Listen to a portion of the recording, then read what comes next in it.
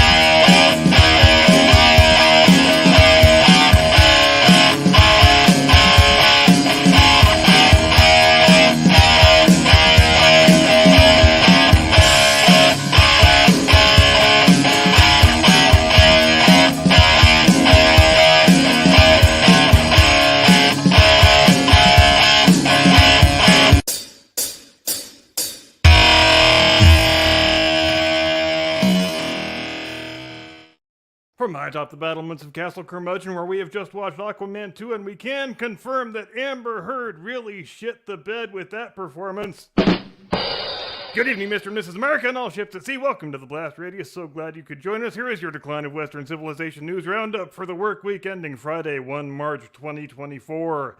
Dateline Atlanta, Monday, 26 February. Because of course it's Dateline Atlanta. Because Fannie Willis is the comedy gift that simply refuses to stop giving. On this week's episode of Fannie's Funhouse of Foul Flummery, we get the shocking reveal that the Biden administration has had a dedicated operative inside the Fulton County DA's office since the very moment Fannie Willis assumed residency therein. Gosh, if you weren't a crazy right-wing conspiracy theorist, you might almost be impelled to surmise that Fannie Willis was installed in her current post for the express purpose of prosecuting Donald Trump.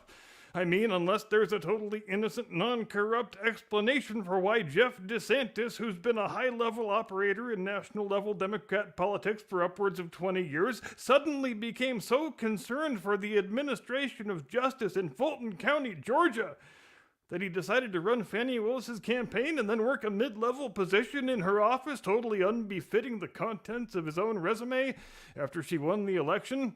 From his own official bio, quote, Jeff has also worked for candidates in 30 states running for a variety of offices, including President of the United States Senator, Governor, United States Representative, Attorney General, District Attorney, and Mayor.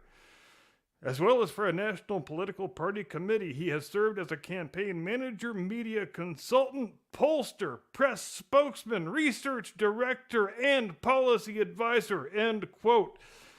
And now he's just some random dude in a cubicle farm in the Fulton County DA's office. Again, I'm sure there is a totally above-board explanation for all of this. Just like I'm sure going out in public with your dress on backward is an intentional fashion choice. Dateline Berkeley, Tuesday, 27 February.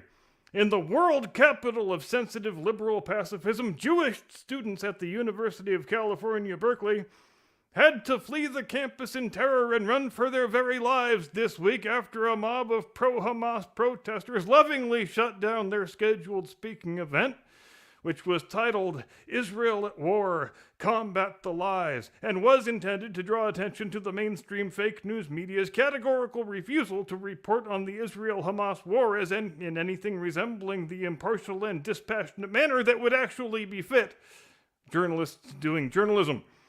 But you know how that goes. You folks weren't born yesterday. You folks know that on the campus of UC Berkeley, the cradle of the 60s free speech movement, the place where Mario Savio famously gave that immortal speech about how you have to throw yourself on the gears of the machine in order to stop it from functioning, gangs of Islamist terrorist sympathizers will show up and bust out the windows of the venue and try to physically kill you if you attempt to engage in the questioning of an establishment-approved regime narrative. In other words, if you attempt to do the exact same thing Mario Savio was doing. But I guess if these people are good at anything, it is unintentional irony. Dateline Lansing, Wednesday, 28 February. President and semi-animated cadaver Joe Biden faced a fresh round of humiliation this week because what else is new? When over 100,000 Michigan Democrats went to the polls and voted uncommitted instead of voting for their own party's incumbent president. Now, you may have heard in recent weeks about this effort that Congresswoman Rashida Tlaib was spearheading, where she was going around to the heavily Muslim districts in Michigan, including her own district, of course, and encouraging people to vote uncommitted in order to punish Joe Biden for not loving terrorism enough. Damn it! If he would just love terrorism as much as he loves illegal aliens, we wouldn't have any damn problem here. But anyway, according to what Ms. Tlaib was saying last week, in that inimitably shrill, screechy, insufferably unpleasant tone of voice that she shares with a distressing number of fellow squad members, she thought if they could get 10,000 Democrat Michiganders to come out and vote uncommitted, then that would be a right proper smackdown for good old Genocide Joe. How many did they get in the actual event? 10 times as many as the target, by God, and I'll just let that fact stand on the glory of its own merit, because sometimes a joke really does need no punchline. Dateline Sao Paulo, Thursday, 29 February. The officials in charge of reporting fires in the Brazilian Amazon rainforest registered nearly 3,000 such conflagrations during the month of February, which marks a brand new record, according to Brazil's National Institute for Space Research, whose detailed records go back a quarter century to 1999. As a Californian, I feel rather eminently well qualified to explain exactly what took place here. You elect left-wing political leaders. They talk all about what great environmentalists they are and how much they hate the sun monster and how much they care about the climate crisis. And then they go fly private jets all over the globe attending these big, fancy climate change conferences. And meanwhile, back at home, when it comes to meeting the bare minimum requirements to be responsible stewards of the land, well, they just can't be bothered with any of that. We can't do forest management or fire mitigation because we might interrupt the mating cycle of some endangered insect that nobody's ever heard of before, and so forests burn, and towns burn, and cities burn, and people die, and people lose homes and livelihoods. And the political leaders whose willful negligence caused the problem in the first place, well, they blame it on climate change. Then they look directly into the camera and they say the only way you can stop this from happening again is by surrendering more of your money and more of your rights to people like me. It's great work if you can get it, I guess. Dateline Tallahassee, Friday, 1 March. How about let's close this week's news roundup on a happy, uplifting note of hope for a brighter future. The University of Florida, in what we can only hope is the first of many stories just like this one, has eliminated the position of Chief Diversity Officer and fired everybody with any sort of job related to the DEI swindle, or the DEI hustle. Choose your own term. I haven't quite decided which one I like better. Christopher Rufo was first to report because he's a real journalist in a world overflowing with fake charlatan douchebag knob polishers.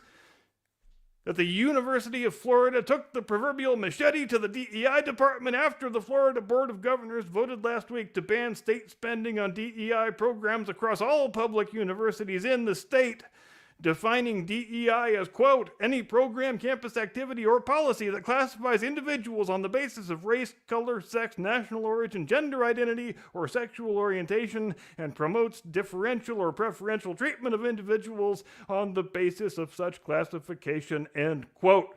And what a fantastic bit of news that is. It almost harkens forward to a world where your kid can go off to the state university and not have their head filled full of disgusting race hatred. But at this point, we can only applaud the Floridians and dare to dream of a more enlightened day to come. Also, quick update on the California Senate race. Would you believe Steve Garvey is in the lead? Because that's what the polls yesterday said. So now, presumably, we can expect Adam Schiff to accuse Garvey of being a Russian intelligence asset. I don't know about you guys, but I heard there is damning evidence of Garvey-Russia collusion hiding in plain sight. And that, ladies and gentlemen, boys and girls, they, thems, and zers, is your Decline of Western Civilization news roundup for the week that was Leap Week 2024. And with that, I dismount this mighty steed and pass the reins over to my illustrious co-host, the second most ruggedly handsome man on the show, the lovely and talented, the fondly missed and much lamented, making his eagerly anticipated return after 2 weeks spent in the fetid, pestilential dungeons of the YouTube sin bin, the one and only, your friend and mine, Mr. Caucasian Sasquatch. Tactical nuke incoming!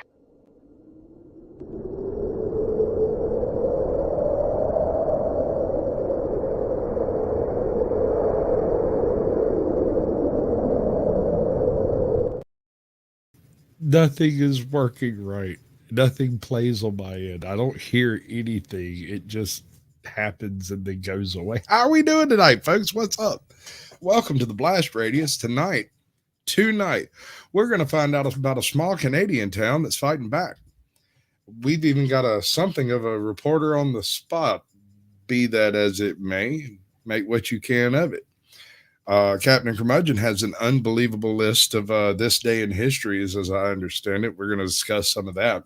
And, of course, we're going to digress wanderingly across the landscape as it may see fit. So, you know how all this works, right? We bring him up here and we have this little chit-chat, a little banner. What's up, bud? I heard my rim shot when I hit the rim shot button. That's all I know. Right, it worked. As far as I could tell, it worked flawlessly. But and for some reason, there end my technical capabilities, ladies and gentlemen. We're getting there. We're getting there. Hitting a button when you're in the middle of a monologue is about as good as you're ever going to get.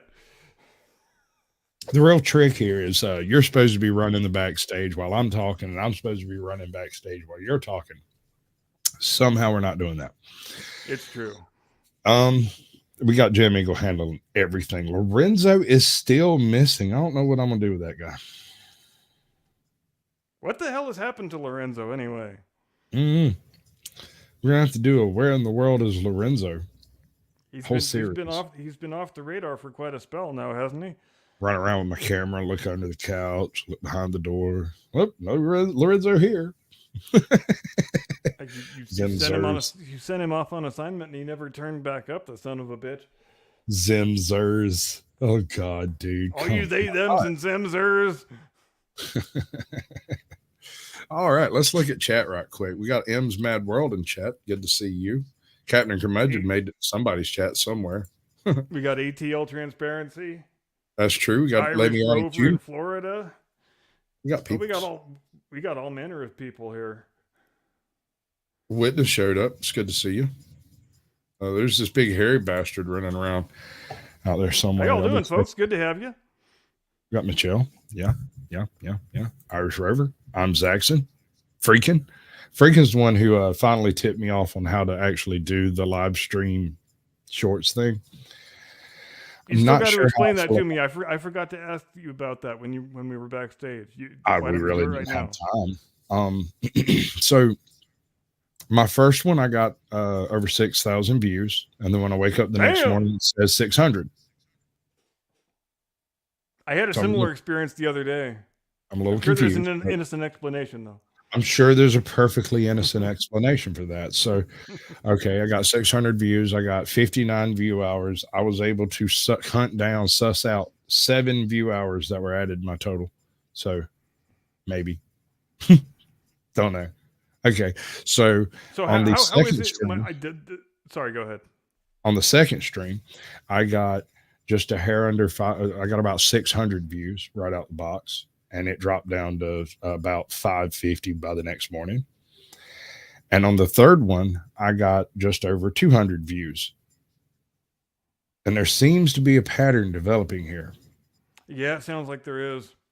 So if you go and look at the types of streams that are on short streams, you have 2 basic types. You have the I'm a big thug tarot reading people. They kind of fall in the same category because all they do is stare into a phone and talk about either how cool they are or what card came up next. And then you have gamers. And I am neither of these things. Nor am I. But the first time I did the short stream, I did half of it as a show, the usual chilling with Sasquatch, and then the other half I was playing a game on the bottom. So that might have had something to do with that initial. But I got 22 subscribers the first stream. I got 15 subscribers the second stream. I think I got 3 subscribers the last time. But an interesting side note. Go ahead. When Ajot joined me on my second stream, she got over 1,000 views on her first stream. Interesting. Yeah. So the thing I'm still having trouble with is what shorts have to do with it, because did they just change it to vertical orientation and call it shorts? Is that but well, basically what you do is there's the whole bunch to it on the interior end to get there, and there's not a bunch of layout controls like we got over here. So I can't, there's some things I just won't be able to do in a vertical format. So transitions and stuff don't really work the same way. Beyond that, the way I decided to do it is I took the top third of the screen and made it the video screen, the bottom third of the screen and made it a game stream, and the middle third I used for me and the icons of guests that are coming up. And I just OBS the whole map. So we wouldn't be sitting here talking like this. You'd have an icon over in the corner to let everybody know who you are and that you're here. I think for people who are doing nothing but panel work, it would be great. People who are doing game streams. It sounds like something that would be appealing to the youngsters. Like that's right. What they're going for again, just like they were going for when they started doing shorts in the first place. Right. Because they were trying to compete with TikTok. It made sense to me that since most of my subscribers came from the shorts feed in the first place, that if I put something up on live in the shorts feed, it would be more likely for those individuals to stumble across the fact that I'm live and then maybe pick up on watching some of the other stuff that I do that's not shorts. Should we talk about our Canadian friend in the town that's fighting back against the Alphabet Mafia? I'm sorry, you asked a question. I got digressed. It happens. You see this, gentleman, ladies and gentlemen? This is from the National Telegraph. This is apparently a small town Canadian newspaper, perhaps. I believe so. Yes. And homie's doing his best over here. Let me tell you. Oh, my bad. You put that up there. I thought I left it. All right, so that was me. What was it? The National Telegraph, and I guess this is somewhere around Alberta. I'm not sure where this kid's at. I don't know. Maybe he's not a kid. He could be an adult. I couldn't tell you. But look at him. He's obviously trying to get through some form of schooling. And yes, I did say he looks like the bastard love child of Dwight Schrute. One big takeaway that you'll get if you watch Canadian left-wing activists long enough is that they don't believe it's democracy unless they win. There's a story out of the small town of Westlock, Alberta, where the residents, after getting very sick and tired of all the constant pride virtue signaling being put in their public spaces, voted in a very narrow plebiscite 663 to 639 in favor of restoring neutrality to their flagpoles and crosswalks. All right. Did I you hear love what the he word just said? plebiscite. Plebiscite. I was going to bring that up, but One he of my did favorite not words. say. It doesn't get used nearly often enough. We got to bring that fucking word back. I'm with you on that. We'll definitely be utilizing it in the future. However, this guy just made the statement that the citizens of this town are wanting to bring, quote unquote, the neutrality of public spaces back. I love it. Yes, love it. meaning we only fly flags that are for the place we are in. We fly the national flag, the provincial flag, the city flag. We don't fly flags celebrating anybody's sexuality, which, you know, up until 5 minutes ago was never a very controversial proposition, but now it is, and you need little Canadian towns to fight back against it because nobody's got any fucking balls anymore. Some of these places are flying Black Lives Matters flags, and they don't even Yeah. actually have a real flag. In It's just a Washington, different D.C., one everywhere. they painted on the street. Anyway, let's dig into this. I'm gonna let this play for about 3 minutes straight. It's gonna be a fairly fat chunk, but stick with me. I think it matters. I think it's the very beginning of the pendulum swinging, right? I think the pendulum has frozen for a moment, and we are in that gasp of time before it goes the other way. But this is what happens when it goes the other way, I think. Yep. By mandating that the only things that can be flown on the flagpoles are official flags of the places that they live. The flag of Westlock, the Alberta flag, Canada flag, or the Union Jack. And like crosswalks should just be normal white lined crosswalks. No rainbow crosswalks, no pride flags on the flagpoles. All this stuff should be left to private residences. If you want to put up in your private business, if you want to put it up in your private home or on your lawn, that's fine. But let's make neutral spaces neutral again. The public space is supposed to be neutral, but because the residents of Westlock voted the wrong way, because apparently people were lied to, or this is a bigoted, bad vote, it's intolerant. Now the progressive activists who don't even live in Westlock are basically trying to attack Westlock, punish the people for voting the wrong way, so they are going to shove even more politics down their throat when the entire point of this vote was not to make it political in the other direction, it was to make it unpolitical. The public space should be devoid of politics. And so this is what a bunch of these left-wing activists posted. This guy named Douglas says, our firm will be covering the cost to ship all of Borderland Pride's remaining Pride Lives Here campaign signs to Westlock, Alberta. We went through this hateful small town BS here in 2020. We will do what we can to support other small places in need. What do you mean need? Need of what? Politics all the time? The people of Westlock said, we are tired of the constant virtue signaling on our public properties all the time, and we'd like to go back to the Westlock feeling like we're just in the small town of Westlock, not like we're in the constant political campaign in favor of some social movement. It's silly.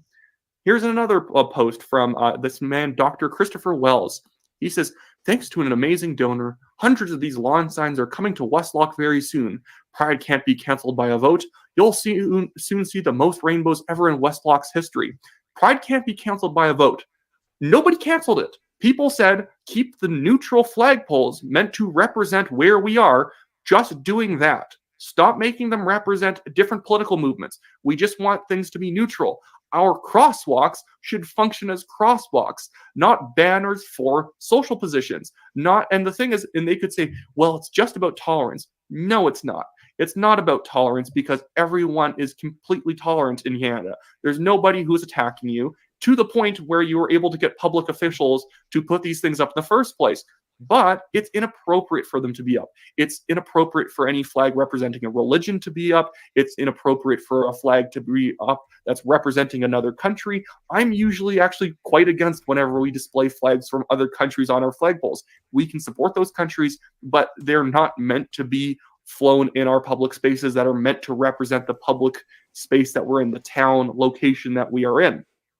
But that is considered canceling Pride. Because really, these people just see the amount of power they have in the public space as being representative of how tolerant it is. So to remove a pride flag from a public space, that is being intolerant. To add an extra flag, that is to be even more tolerant. The only neutral thing is to leave everything that they've put up in place.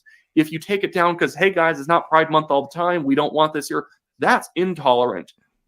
So this brings me to a question that was posed to me earlier today from Auditing While Black.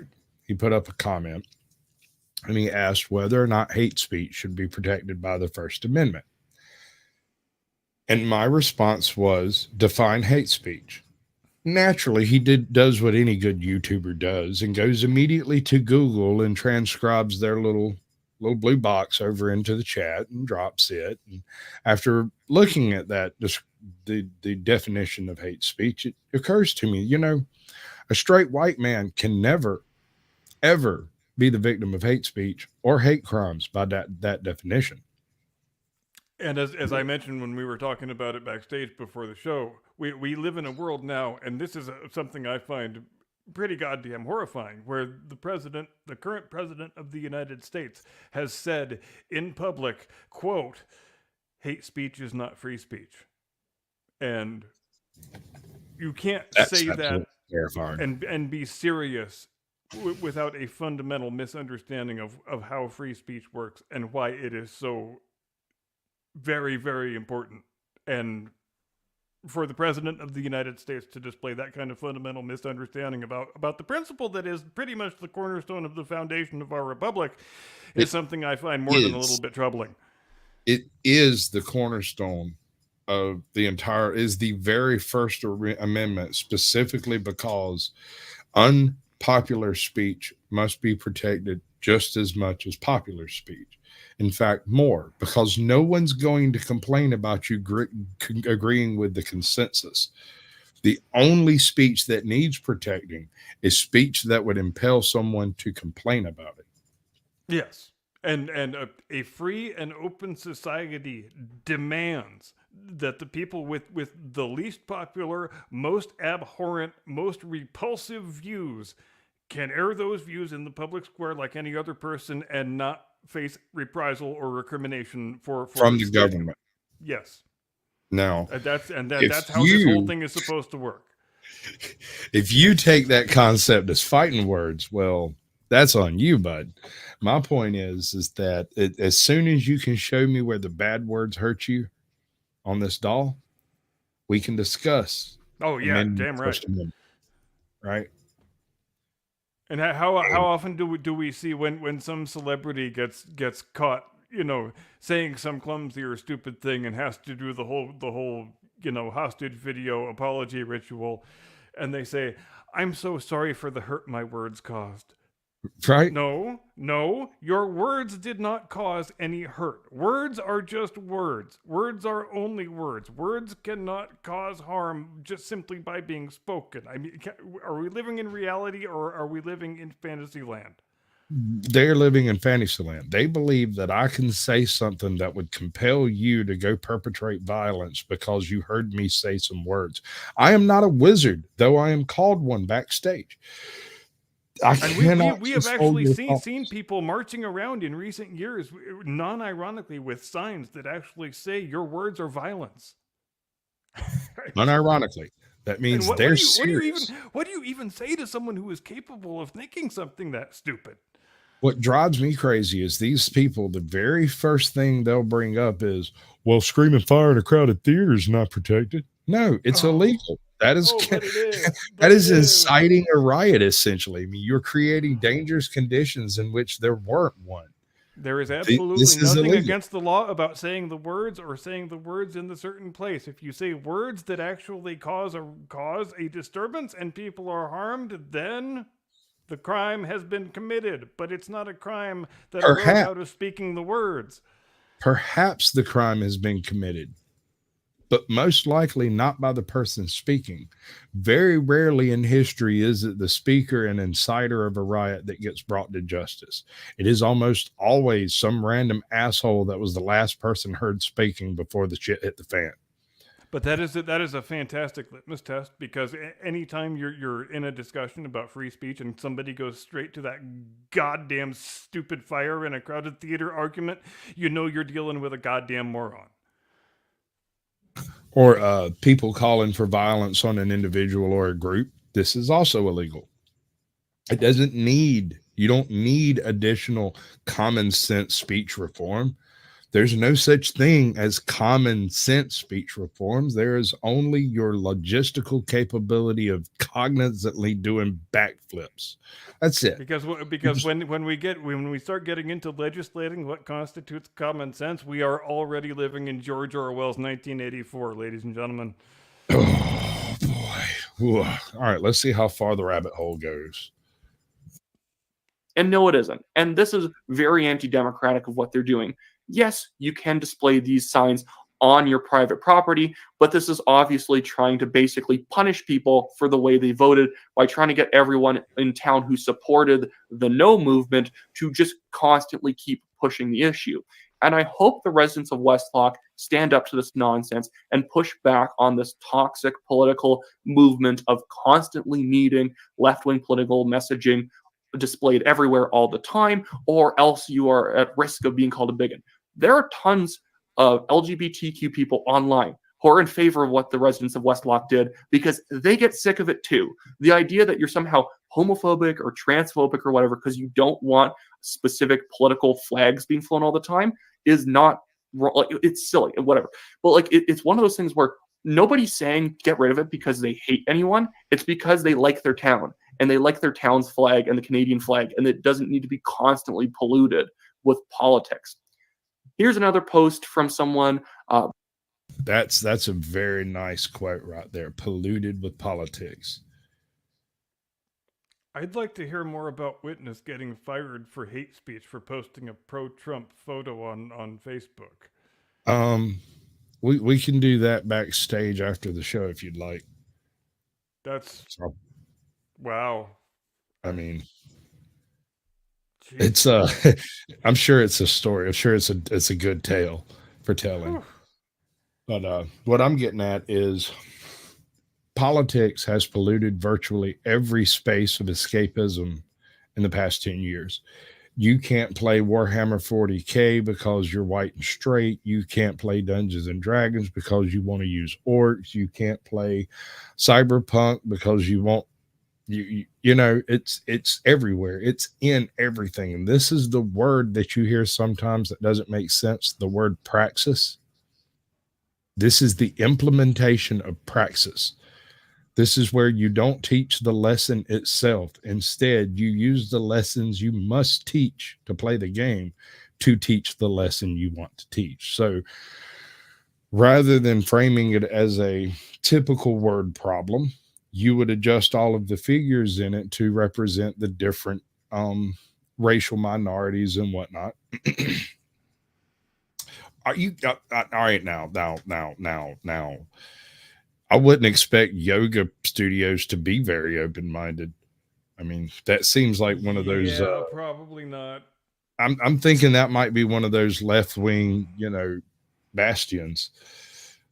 But maybe you know what these people, what they fundamentally fail to understand in their in their zeal to capture every institution and every industry and every sector of public life and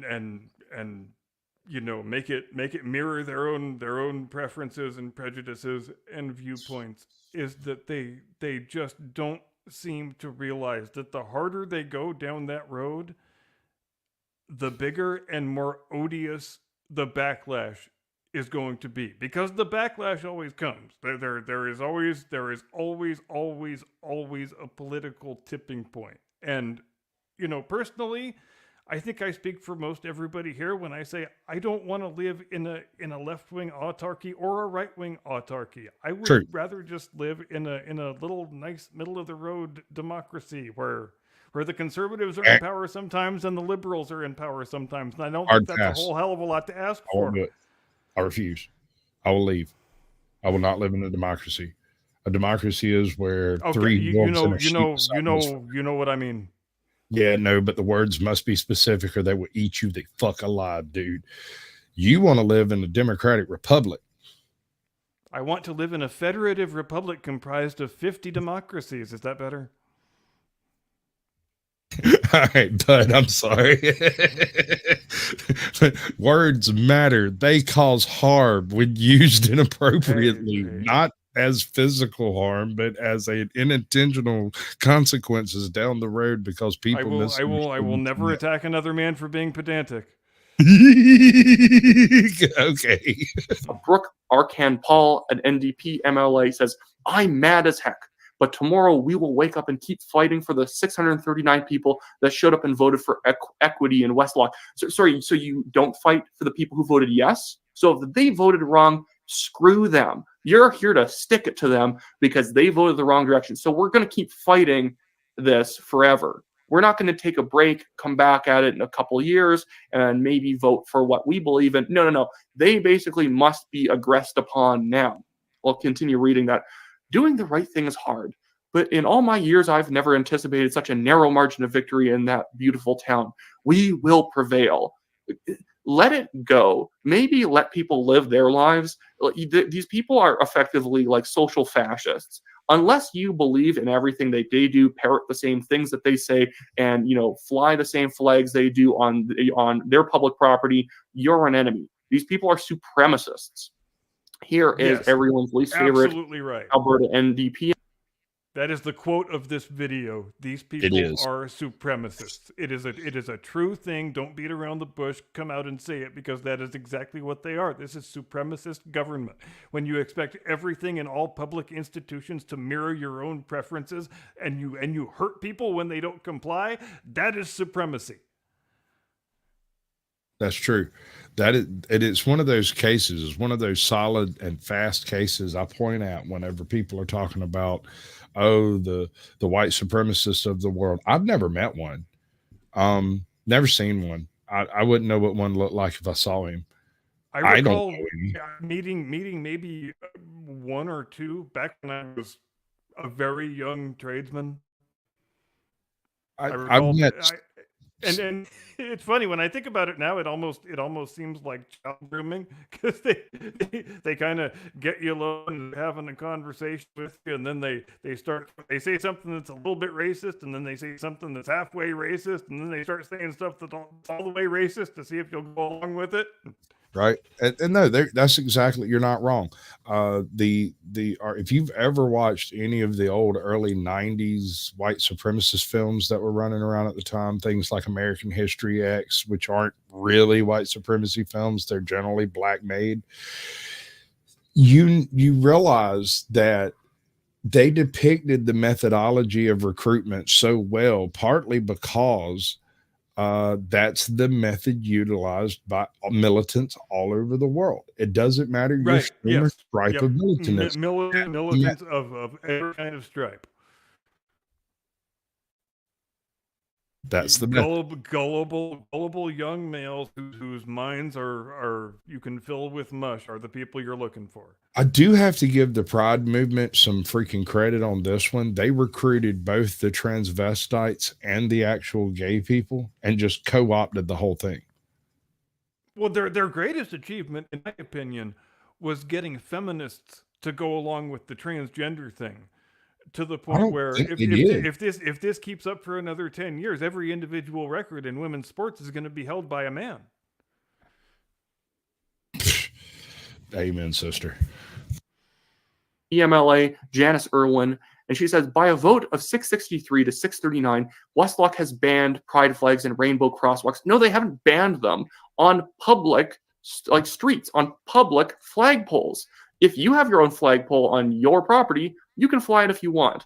If you have your own crosswalk if you have a large enough property, you can make it rainbows. You can make it rainbows from the sidewalk all the way up to your house. All the big walk up can be that way. They didn't ban anything. They basically enforced the idea that public spaces should be neutral. Anyways, sorry, reading on. Janice says, to Westlock's 2S LGBTQ plus community, I'm so sorry. You may feel alone, but know that there's so many of us stand with you. The fight for a safe, inclusive Alberta continues. We can't back down. We won't. What do you mean inclusive? How are the Westlock people not being inclusive? Because they wouldn't fly it? Are you not inclusive if you don't fly that Christian flag where it's like a white flag with that like blue square in the corner with a cross? Are you intolerant to Christians if you don't do that? I don't think so. That doesn't make you intolerant for not flying it. But you think people not constantly pushing your political values in the public is equivalent of bigotry. It's stupid. These people, again, just think the amount that they occupy in the public space, the amount of sidewalk space that is dedicated to their political values, that represents how tolerant a place is. Not that everything's neutral and everyone lets each other live as they please and is perfectly pleasant. Being pleasant and being neutral is not good enough. That's actually bigotry in the minds of left-wing activists like Janice Irwin, and you will be punished if your town votes the wrong way. Remember that. Here's Janice Irwin's follow-up, and she says, and please, folks, don't paint all Westlock residents with the same brush. Being there for a crosswalk painting last year was one of the most incredible events I've been to as an MLA. So many people were organizing and pushing back against this bylaw. Send them so much love. So basically what she's saying there is more than half the residents of Westlock are scum. More than half of them are scum, unless they voted no or they showed up to the crosswalk painting with Janice. Then they're the good ones. I don't think the people who voted no are nasty people. They just had a different position than me, and they lost. And that's just how it goes. Some of them might be nasty people, but I'm not saying the no voters are horrible people. Like I'm going to go to Westlock and before I sit down at a diner wondering how they're going to vote in case they're some sort of person who doesn't align with my political beliefs and I have to set my hair on fire over it. Obviously not. But Janice Irwin thinks that if you voted yes, that means that you're terrible. And the idea, this is coming from Janice Irwin, a lady who has never been able to condemn Hamas, a genocidal organization that killed 1,400 Jews on October 7th. She's never been able to condemn them, and she's only ever engaged in a Hamas policy.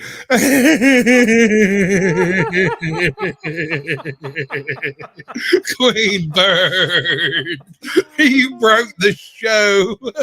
Queen Bird shoots and scores. Queen Bird gets the participation trophy of the night. This is the first one I think I've ever given on this show. I don't know if there was one before this. I don't remember who got it. Oh, Queen Bird gets the first. She just reduced both of the hosts to I needed that though. That was good because I couldn't figure out why it was. I kept losing track of but I also I'm glad you paused right here because Irish Rover in Florida just raised the most salient point of all, which is they say so much about bigotry, but the bigotry disappears if you just stay away from the children. You know, just is that so much to ask? Just stay away from the freaking children. I mean, really? Actually, think that thought process through, bro. They can't. They have no choice.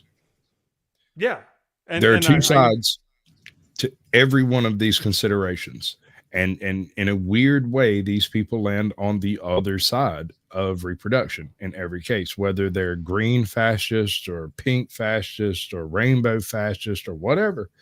They believe there are not enough resources on the earth and some of us are going to have to go. So they want to take your kids so that they can live after you go. That's the only way I can make sense. Anybody can call me any name they like, but the fact remains, if the trajectory of your life has led you to a point where the most important expression of your life energy is talking to little kids about sex, I think I'm perfectly within my rights to be suspicious about your intentions. And you were just going to have to get over it because normal people don't orient their lives around talking to little kids about sex unless they have a prurient interest in little kids as sex objects. There you go. I said it. Well, as far as sex is concerned, I'm not sure that's a topic that should be broached about in presence of little kids in the first place. Correct. My content is all 18 plus. So any children out there watching my content shouldn't be, and any adults who show children my content should probably be brought up on charges. I get a little racy sometimes.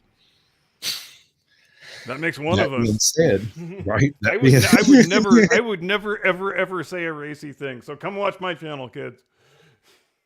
On one hand, you have people who vote a certain way every single chance they get. They do not interact with the concept of logic on any daily basis. They had no cognizant understanding of cause and effect.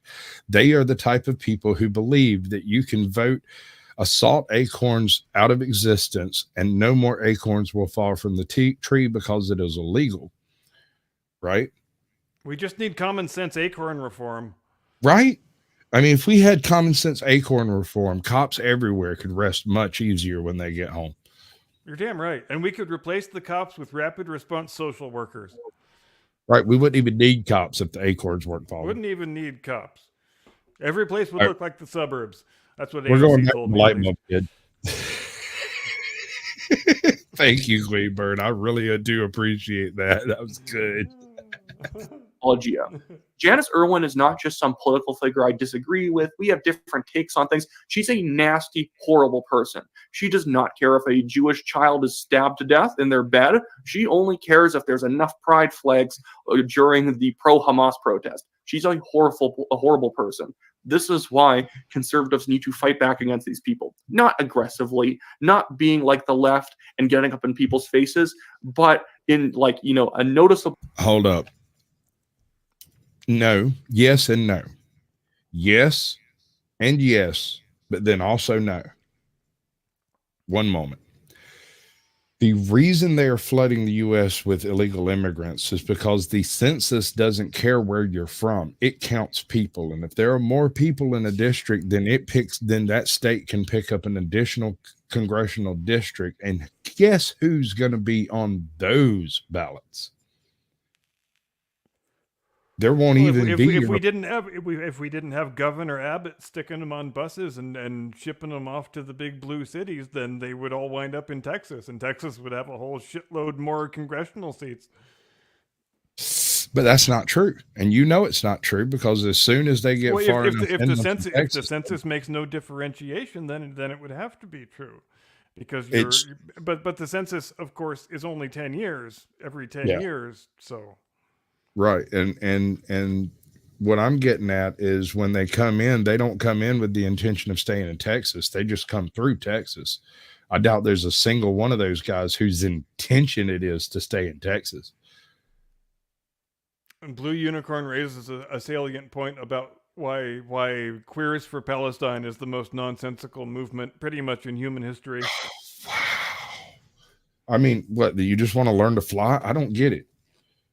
They're going to throw you off a building. I'm learning to fly, but I ain't got wings. You're right. Tom Petty. Well, he had wings. The ferry they threw off the roof, because listen, that's what they're going to do. That is the Islamic punishment for being abnormal in certain ways, is to be thrown from high places. Yes, and not just for doing the act while you're in their territory, but just being a person who does those acts. If they find out you're a person who does those acts, you are getting a flying lesson, my friend. Exactly, and you don't get to practice. Nope. Flap as hard as you want. You're probably still going to expire from blunt force cranial trauma when you land. Just saying. Yeah, but it's not the fall. It's not the fall that kills you. It's that sudden stop.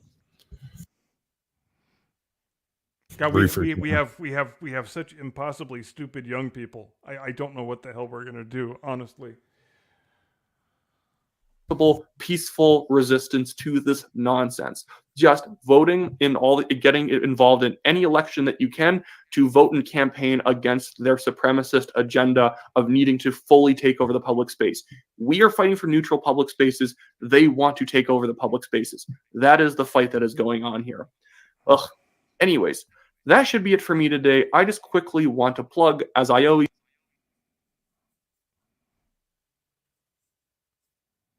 quickly want to make this plug. I'm sure there's a gay joke in there somewhere. All right. Please do that. I, Wyatt Claypool, am running for the Calgary Signal Hill Conservative Party nomination. If you live in this riding, buy a Conservative membership, vote for me. Check out my website in the description below, wyattclaypool.com. And then also, I have a legal fundraiser going, linked in the description below at the Give, Send, Go link for the legal fund that we're running as the National Telegraph. We have this billionaire developer suing us for a fake defamation claim. He's never been able to provide evidence that we defamed him. And our guest writer who mentioned him in an article based everything they said about him pretty much off of a Globe and Mail article that did a deep dive into all of the connections he had to a certain group.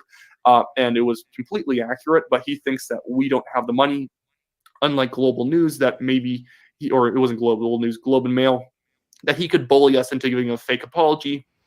We don't, we don't tolerate bullying. We don't tolerate actual bullying, not the way that the left defines bullying. So we're fighting back, and we're going to win this case, even if it costs us $25,000 or more, like it already has. But if you want to help us relieve the burden of the cost, if you donate anything to that Give, Send, Go campaign, kudos to that young man for putting his money where his mouth is and running for office. It's too bad he doesn't. It's too bad he doesn't have a better affiliation option than the hollowed out husk of the Canadian Conservative Party.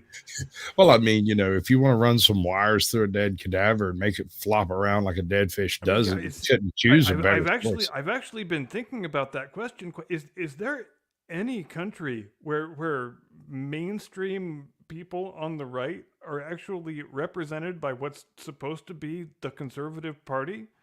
Because it seems like that list is just getting shorter and shorter and might be non-existent at this point. Look at Canada, look at UK, look at Australia, look at New Zealand, the whole Anglosphere, basically. I had a weird event happen yesterday. I was looking for a little wet nap or something to clean my TV with, and I wiped it down with one of those antiviral wet nap things that they were passing out during COVID. And the next thing I knew, I couldn't get NBC, CNBC. I couldn't get ABC. It's the weirdest thing. All of the news just got wiped out on it. If there's anything that we know about the legacy news media, they are antiviral. God damn it, where's my rim shot button? Do it. Do it.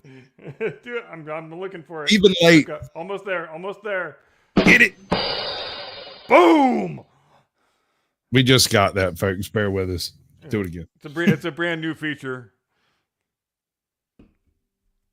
Oh, I'm trying to find the next video for background colorfulness. Ask me what the single most awesome thing that makes Christopher Columbus a badass. What? Okay, what's the single? I know. It's a long list, but you know what's, in my opinion, is on the top of it, which the anniversary was this week, and so Columbus is on his fourth and final voyage to the New World, and his men are in pretty rough shape when they arrive in Jamaica, and they're terribly in need of supplies, and the Jamaicans aren't very, very inclined to help them out. They said, "No, we just gave you supplies last year, and times are tough right now, so we're just, we think we're just going to send you on your way without any supplies, and we don't care what happens to you." And you know what Columbus does, because he has the advanced learning of European science. He says, "All right, you guys don't help me out.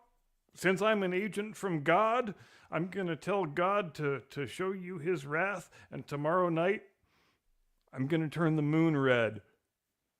So you might want to think twice about whether you want to give us supplies or not."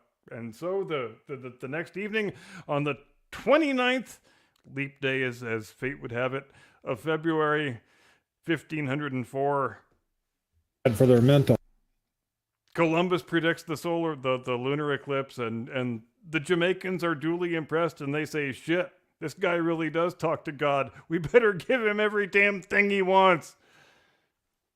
Yeah, no, that's pretty good. that's one of the greatest scams of all time. I've got to give it to you. Talk about exploiting a tactical advantage. I mean, come on. All right, so I told you I was looking for some sort of a foreign correspondent concept, right? And after thinking about it, it occurred to me that since we're not exactly in the same neighborhood as each other, you're West Coast, I'm East Coast, how much more foreign can you get without actually leaving the country?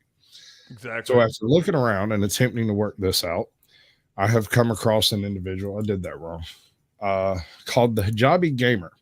And I was talking to her yesterday about being our hijabi wearing Weather Girl.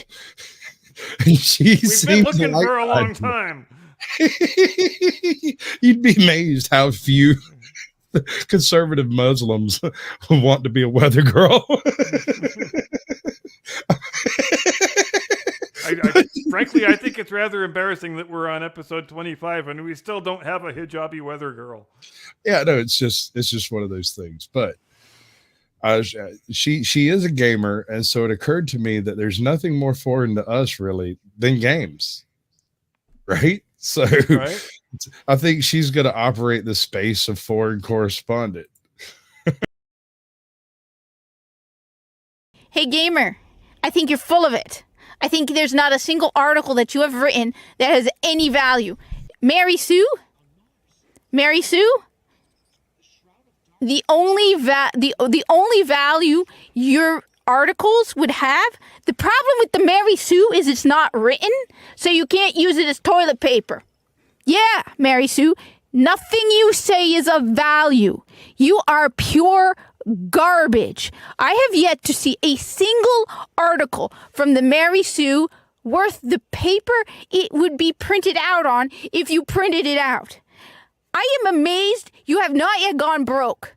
I will not go to Kotaku, Polygon, the Mary Sue, or the Gamer. I would rather just listen to other people talking about it so I don't give you my view.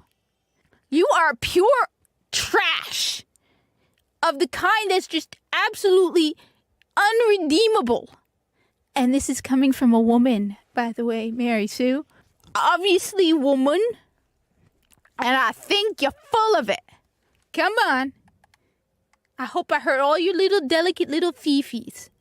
As someone who really enjoys playing video games and who hates all of this nonsense, my favorite characters are Cade Six, Ghost from Destiny, and Viso. They have nothing in common with me at all. And yet, I can relate, especially with Viso. I can relate to Viso. The fact that you need people, that you need to see yourself on screen to think that you have any self-worth. All right? It's just sad.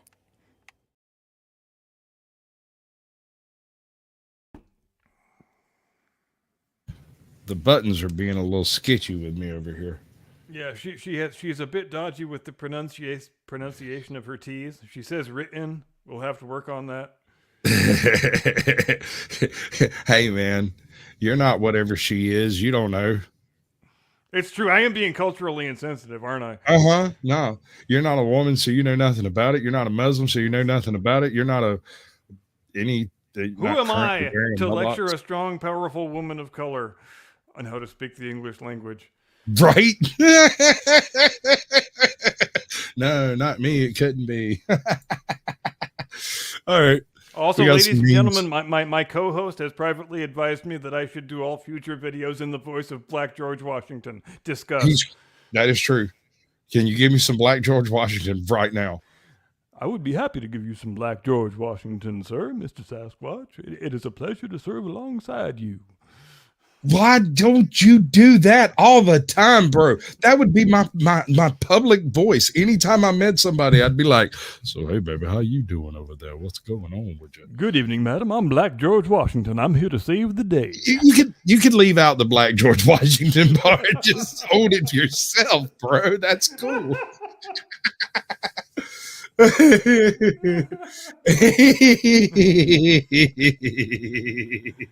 right, fair point. Yes, bro. Oh Lord. Okay, so you've got some more of this day in history type stuff. What direction are you heading with on that? You know, another fun bit of frivolity.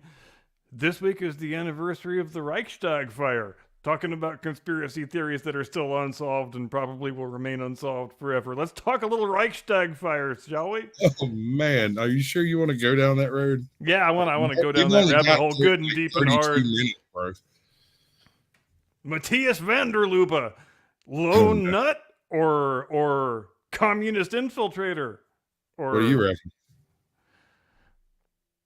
You know, it's an interesting question. I'm not sure if I have an overriding opinion. I think there's a very real possibility that he actually was a lone nut who just decided to set the building on fire. Because let's face it, the dude is not the sharpest knife in the drawer. If you're looking for an intelligence operative to conduct an operation for you, this isn't the guy you pick. But I mean, the fact that the National Socialists exploited the incident so effectively for their own aims in order to consolidate their hold on power, I don't think that fact is evidence that the actual event was the result of a conspiracy. And I know a lot of people have a hard time with that. Okay, so on the other side of that equation, there are all the necessary ingredients for it to have been a conspiracy. It would have been very easy for that series of events to have been orchestrated. There's a dozen different ways it could have been a conspiracy. That's why it's such a fascinating mystery. But when you actually look at it and it comes down to the individuals in question, these are not the types of people who would have been associating with one another in like your usual drinking establishment. They might have been in the same establishment, but they would not have been sitting at the same tables. It's unlikely. They just have such a different like psychological profile from each other. You know, I kind of, to be honest, and maybe I'm going to wade into touchy territory here, but the vibes I get from the Reichstag fire are similar to the vibes I get from some people regarding 9/11. In terms of, you know, the National Socialists exploited the Reichstag fire for their own political aims, but that deep state that doesn't mean the event was planned as part of a conspiracy. And similarly, just because the Bush administration and a lot of, you know, malevolent deep state actors used 9/11 for their own sinister purposes, which we're still dealing with right up to the present day, that doesn't make conspiracy theories about that event more likely to be correct either. True. And we don't have a huge datum of planes striking buildings. I mean, that's one of the things pilots practice not doing.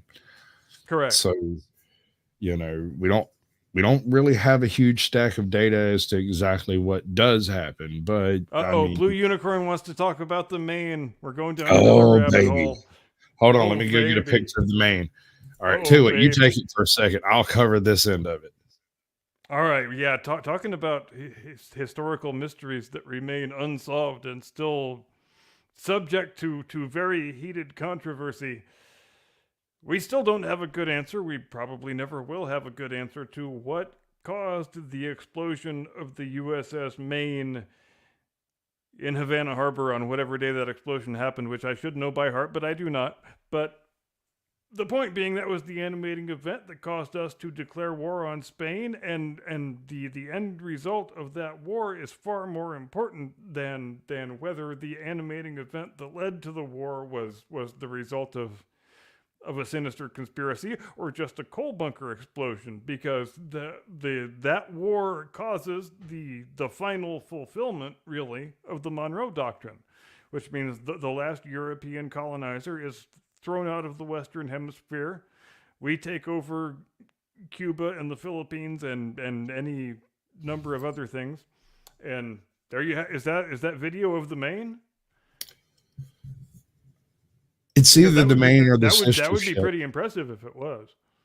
It's supposed to be. I went and dug it out of a channel that uploads archival footage. Yeah, there does exist film of certain things from prior to 1900. Like very few, but they are there, and they're bad. Yeah. Yeah, I'm reminded of Queen Victoria's Golden Jubilee, which I believe was in 1897, and there's some very bad film footage of that, where she just kind of rides past in a carriage and all that. Right. That would be about the right quality, right ballpark. But yeah, there are still on the. Okay, that's what I was looking for right there. Bam. On the main Well, incident, I there don't- are still there are how many competing theories are there still? There's a lot of Okay, so competing theories. just off the top of my head, there's the two guys who came on board right before the explosion took place that were like delivering dinner or some trash. I don't remember what they were doing, but there are these two mysterious people that show up in a skiff bringing something for the captain, and it blew up while they were still on it. The skiff disappears. Nobody knows what happened to it. The lifeboats are deployed. All that stuff takes place, but everything goes like from there. The thing is, most people don't actually believe those two people showed up at all. There's really no record other than a single watchman saying that right before the explosion, two people come aboard, and most people don't believe him. So there's that. Then there's your just standard everyday error, your basic coal bunker explosion. That crap does happen. It's not something that requires that crap did happen on ships of that vintage. on the regular. If you wore a pair of hobnail yeah. boots somewhere you weren't supposed to, and a static Yep. shock went off, and your ass was emoliated, and that's how that happened. The other one was the supposed sighting, which this is kind of why the original sighting was overlooked, was because there was at least one crewman who claimed to have seen a skiff with people on it. And then there was the sighting of what was supposed to have been the perpetrator boat that detonated against the Maine, which was totally different. I can't remember what it was. I just remember reading about the skiff in like direct documents, like firsthand documents. And it wasn't very clear what it was. He just called it a skiff and a runabout. And the main objection to the coal bunker explosion theory is to say that a single spontaneous ignition of a coal bunker shouldn't have caused such a catastrophic explosion that it broke her back and sent her to the bottom. Well, it was designed. It was designed with a deviated a septum between the front and rear, and that septum was specifically there to prevent the propagation of a coal fire into the magazine. It was one of the first ships built with this type of a consideration in its actual construction. Usually something was set up after the fact. They'd put in a wooden bulkhead or something, right? In this case, they actually had the full copper clad walls for the interior of the magazine, along with the usual ship's construction in the interior of the coal bunker. So there shouldn't have been. It's still an imperfect science. How you build ships that run on coal, and you need all of this coal storage on board, and drawing the distinction between that and making sure it doesn't blow up. That's still. They're still learning that at this point. It's only been a few decades since coal has been the primary warship propulsion method. Right? I mean, hell, we keep one of each class in mothballs just because we don't want to lose the technology to build them. Right. I mean, that's not because we love history and we revere it. It's because there may, in some future event, be a need for something resembling a full-on battleship. And this is a pre-dreadnought battleship. She's being built, in the last decade of the 19th century, when technological innovations are moving at such a pace that it's almost impossible to build a capital ship and not have it be outdated on the day you launch the damn thing. Right, because it takes so long to lay the keel and build everything involved, to get all of the contractors in, build the boiler, build the engine, all of that stuff takes time, and you can't start one system until the foundational system is laid down. By the time they come out of dry dock, they've been in construction for 2 years? Yeah. And that's a time around the year 1900 when you've got the British and the French and the Germans and the Americans all trying to out-design each other in terms of their capital ships. Right. And in most navies, they took a real hard left turn into fuel oil and whatnot. And this was right there on the cusp of that period. Those experiments, and then the transition from coal to bunker oil doesn't really happen until the interwar period. Well, I mean, what I'm saying is the trial runs were already taking place. There were boilers and burners capable of running like that. They had not been incorporated into the mainstream of ships, but it's happening. Yeah. But the point being, by the time you get to the Second War, you don't really have very many capital ships at all that are still coal powered and not bunker oil. I mean, maybe a few very old, dreadnought era battleships, but they were pretty much reduced to coastal patrol duty by that point. If there was still any point in operating them, most of them had been taken out of service by that point. Right. So what you're looking at least in comparison to as a ship of its time, it was a fairly advanced naval vessel, but it was just produced at a point in time when anything could be called an advanced naval vessel that went more than 4 knots into the wind. Yep. I keep weirding out. You're right. It is a capital ship, ain't it? I hadn't thought about that. Yeah, and did I ever tell you the story of when I was on the Hornet last year, and I was talking to the tour guide when we were down in the engine room, and I was wondering, the thing I was wondering about was, you've got so many tanks on the ship for holding so many different kinds of fuel, and they are for different people to do different things with. You've got avgas for your airplanes, you've got bunker oil for the ship, you've got lubrication oil for all the vehicles and all the equipment that's on board that's being serviced. So the thing I was wondering, and why I asked the question, was, doesn't there have to be a single person in charge of how, as these stores of fuel are getting used up individually by different people for different things, that it doesn't unballast the ship and make it list one way or the other? And he says, yeah, that's the chief engineer. Everybody that uses anything out of any of the fuel tanks has to report it to the chief engineer, and then if the chief engineer decides that it's going to compromise the trim of the ship, then he has to replace it with seawater to get the ship balanced and back on an even keel. Right. And that's another aspect that a lot of people don't think of. These old ships, not this one in particular, but like when you're talking like the Hornet, I can't remember what class it was. She's Essex class. Essex class, right. When you're talking about something like that, and you're talking about all of those fluids are flammable. Every single one of them has a base combustion rate that is only slightly above room temperature. Any errant utilization of any of it. All right. Have you ever witnessed spontaneous combustion? Nope, just on film, right. Not personally. I was working at a place building windows, and we would use acetone to clean the windows.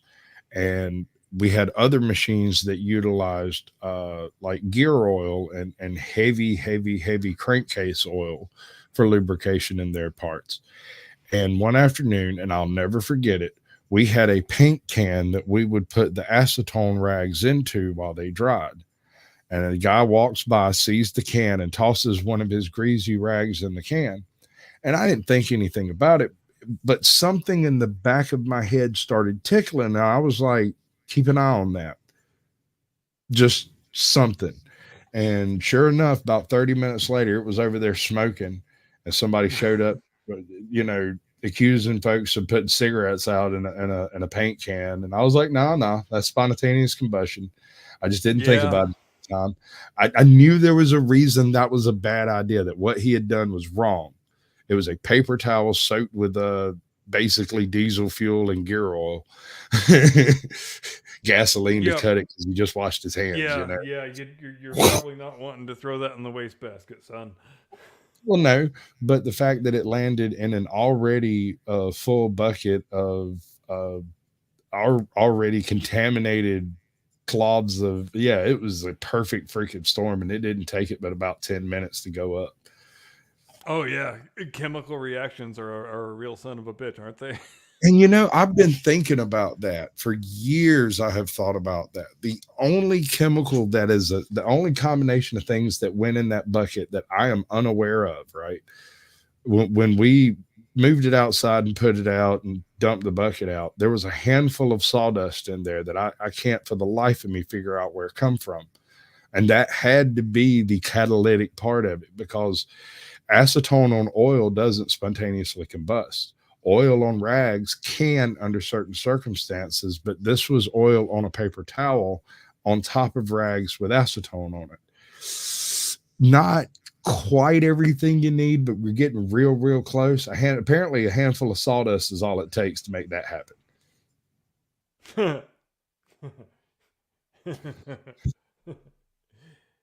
Oh, yeah. And I'm sorry, I got distracted. I completely forgot what I was going to say. Carry me. So we're sitting here looking at the main, a simulation of the main going up as a coal bunker fire, right? When you look at the shrapnel on the bottom, this is essentially what the after effects were, right? The issue we've got a nice plan of the ship showing us where everything is. Right, that's what I was fixing to get to. You got the fire room over here. You've got your magazine almost, 2 bunkers away? Yep. It's that Frymaster stores, or Daymaster stores, Paymaster, I'm sorry. Jesus monkeys. We have Coal Bunker 1 and Coal Bunker 2. Oh, wow. So they didn't put a whole lot of planning in that division of magazine and coal bunker. And it was just extra copper. It's interesting how they've got the coal bunkers just directly inboard of the double hull. The thinking being obviously that it's a thick, bulky thing that you can use to try and stop torpedoes that have penetrated your hull. True. Okay. But also, of course, they are prone to spontaneous combustion. As yeah, that is the thing, especially in association with oil.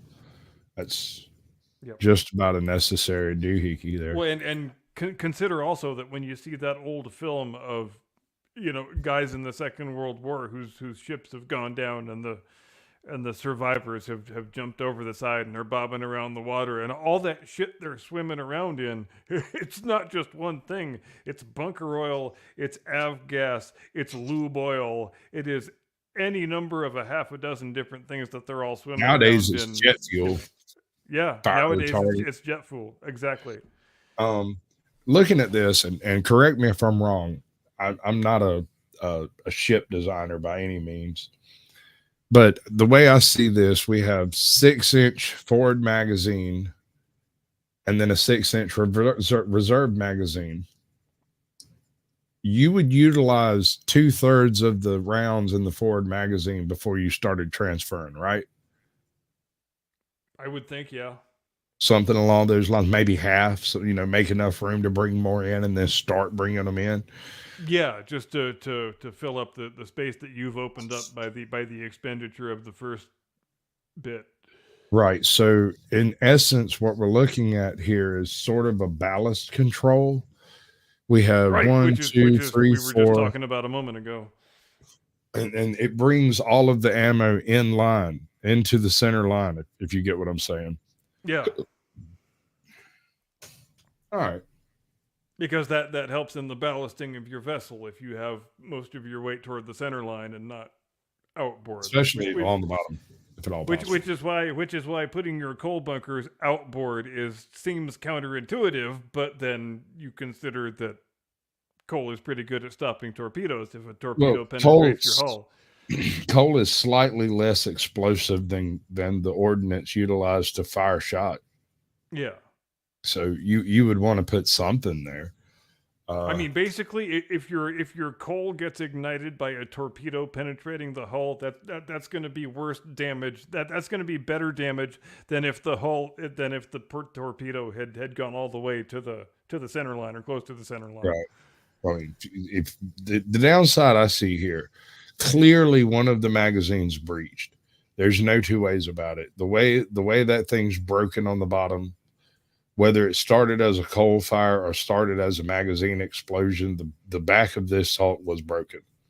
Yeah, and that's the evidence that you have to give the most weight to, because that's the physical evidence that we have in front of us. And everything beyond that is just pure speculation.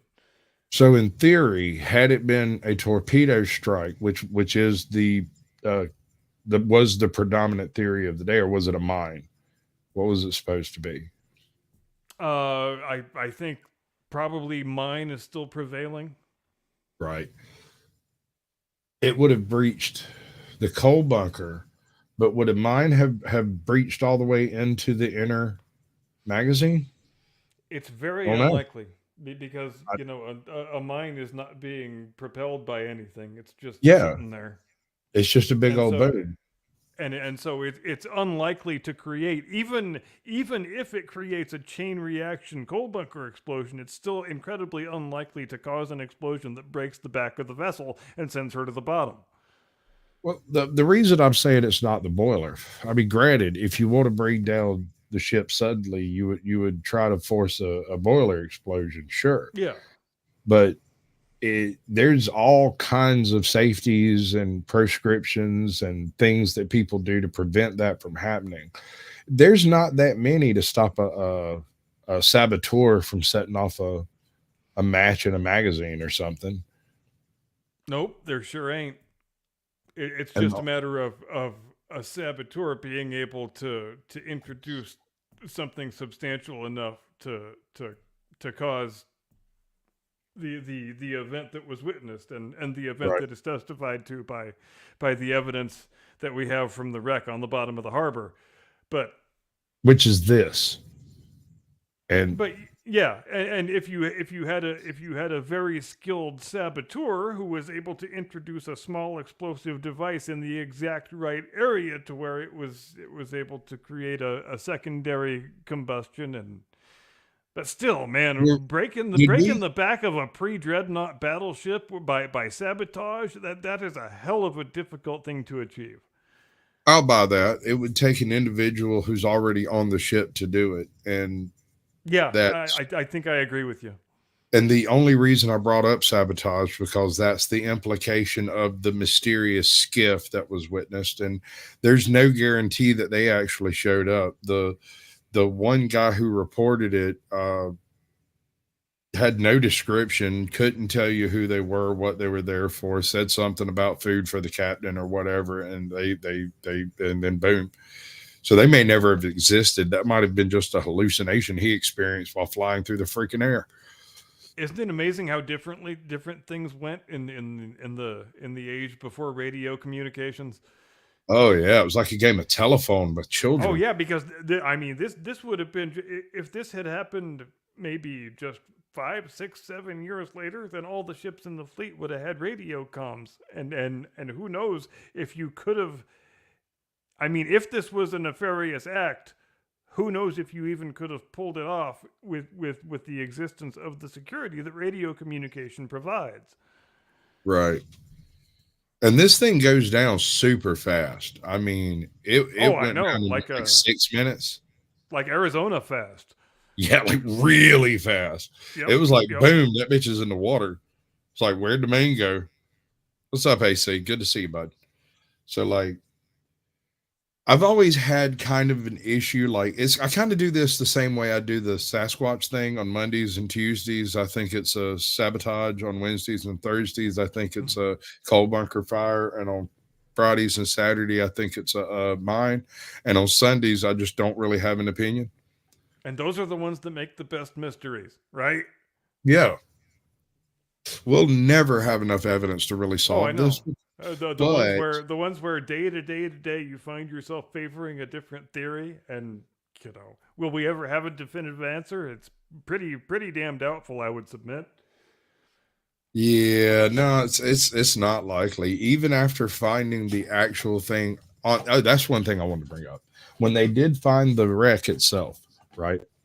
All of the sonar and everything from it sort of shows outward bent fittings. Everything says that it was an interior explosion out. Yep. Yeah, That because is when your wreckage is bent outward, I mean, there's only one explanation that permits. the real question comes up then. If everything shows it bent outward, is there room for a mine or torpedo in this theory? Because the physical evidence would seem to work against the concept of a mine. Yeah, it certainly would. A mine and a torpedo, because you would Which- need, even if you're talking about a secondary coal bunker explosion that introduced the breaking of the back and the standing to the bottom, you still need to introduce a projectile into the hull, and you need some sort of damage that would indicate such penetration, would you not? Right. And it doesn't seem to actually be there. The back broke and it went under. and there doesn't seem to be anything there that indicates conclusively or even non-conclusively that Yeah, an no, as far as the external wreckage is projectile concerned. was ever at play.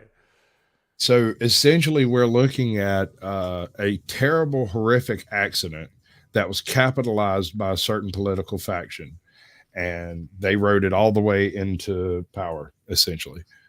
Yeah, and it's a fantastic object lesson in the power of a fake news media, Right. because Yellow journalism who strikes was again. it who was it who was most invested right from day one in pinning that whole thing on the Spanish? It was William Randolph Hearst, and he owned about 2/3 of the big newspapers in the country, and so that is what the public perception became, irrespective of what the actual truth was. And you would like to think we would be farther removed from that here in the third decade of the 21st century than we are, but alas, we are not. Right. Andy Pickle brings up a good point. Mine brings to mind the reason for the invention of the diesel engine. Do you Oh, you're remember damn the right it reason does. for it? That great call, Andy. Yeah. Yep. So diesel engines were originally created by Jonathan Diesel. Johann. I'm sorry. Anglicize everything. It's all right. I'm here for you, The brother. reason he wanted to build this engine and to finance it the way he did, for it to run off of seed oils, grapeseed oils, peanut oil, you name it. The most plentiful at the time was peanut oil, and that's what he did all his tests with. Heated peanut oil, was so that small farms and small towns and small homesteads could have this level of horsepower available to them plentifully and cheaply without having to add anything other than a crop to their land to be able to operate it. Yep. The federal government took one look at that thing and said, "Oh, hell no."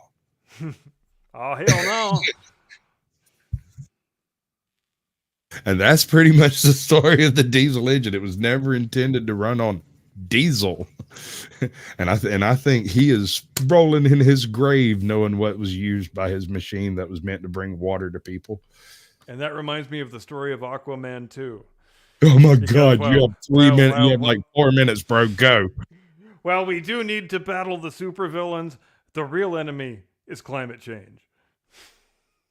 Because seriously, the magic MacGuffin in the movie, that the entire narrative, such as it is, revolves around, it's an ancient weapon that we used to use. We thought it was cool, but then we thought we figured out that it released too many greenhouse gases and it harmed the planet. So we had to bury it and keep it secret, and everybody would forget about it. But now Aquaman's enemy wants to use the climate change weapon. And my favorite thing about this movie, no white man has a single line, until midway through the second act, when they bring out Patrick Wilson, who for some reason agreed to be in the sequel, because hey, I guess a paycheck is a paycheck.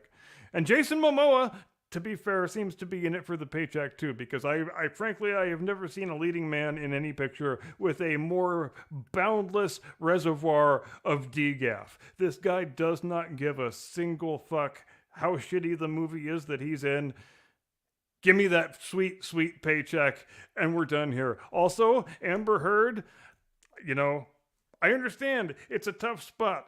Amber Heard, her character, she's a major part of the story, and then God damn it, Amber Heard becomes the most toxic person in Hollywood. She becomes notorious for shitting on Johnny Depp's bed that they share together. Rim shot. And then but here's the thing that this film's producers, they were brave and bold enough to keep a visual gag in this movie where Amber Heard redirects a stream of urine into Aquaman's face. Because it takes real boldness to keep a scatological joke with Amber Heard in it. Is all I'm saying. Oh boy. All right, you got about 50 seconds. Should I talk us out? Do that thing, bro. Wrong button. I did the wrong thing. You know how they go. Ladies and gentlemen, thank you ever so much, as always, for joining us here on the Blast Radius. We sure do enjoy your company here on Sundays, 8 Eastern, 5 Pacific, when we do this thing that we do. We sure hope you're here with us next week, too. Watch my videos this week. Watch Sasquatch's videos this week. And aside from that, just try to maintain good behavior until next we convene. And have a great day and a pleasant tomorrow and a good work week. See you next time. Do not comply. Get off my lawn.